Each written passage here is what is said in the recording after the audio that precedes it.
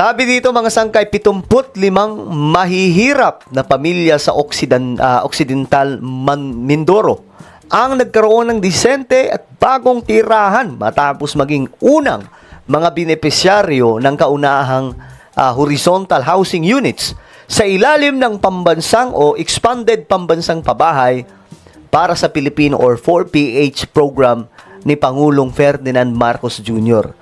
Ito, akala natin dito lang sa Metro Manila yung pabahay ni PBBM. Hindi lamang po.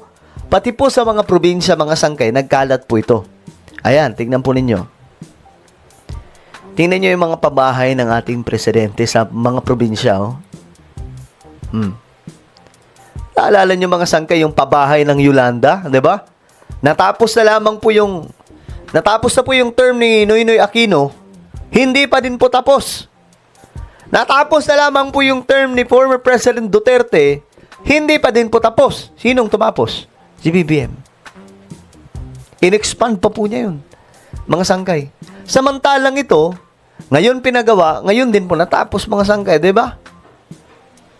Dapat ganito lahat ng mga politicians, ganito po ang trabaho. Ayan po. Tingnan po ninyo. Ayan, ang mga official po doon, mga sangkay. Tuwang-tuwa po sila sa proyektong ito, pambihira.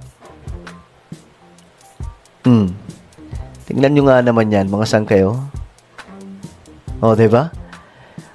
Naka-uniform lahat ng mga kabahayan dito at talaga nga namang makakatulong ito sa mga Pilipino. Dapat ganito yung mga proyekto, no? Kasi, halimbawa, sa Metro Manila, dami pong squatter, tapos may pambihira mga sangkay. Sa bagay, ang problema din po sa Metro Manila, kapag mayroon pong relocation na binibigay sa kanila, ayaw po lumipat.